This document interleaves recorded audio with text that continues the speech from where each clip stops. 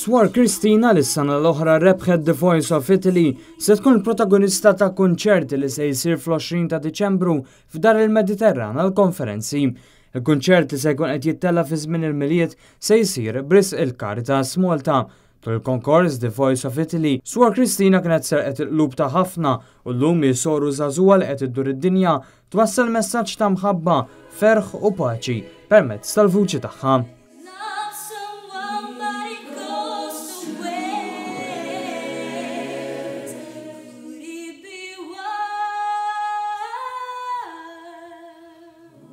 Il-kunċert se jkollu anke l-parteċipazzjoni ta' kantanti Maltin bħal Ember u Gianluca Bezzina. Dal-kunċert se jtem sena ta' ħidma fih dan Caritas Malta.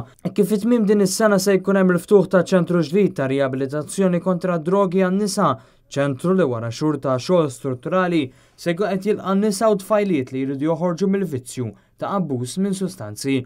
Inizjattiva oħra se tkun imnedija fit-28 ta' Novembru, kif dakinhar Caritas se tkun ukoll qed tilqa' żgħażagħ li se jiltaqgħu biex jiffurmaw parti mill-Caritas Youths. Għal aktar informazzjoni dwar il-kunċert, wieħed jista' jikkuntattja lil Caritas Malta jew iżur il-paġna ta' Facebook.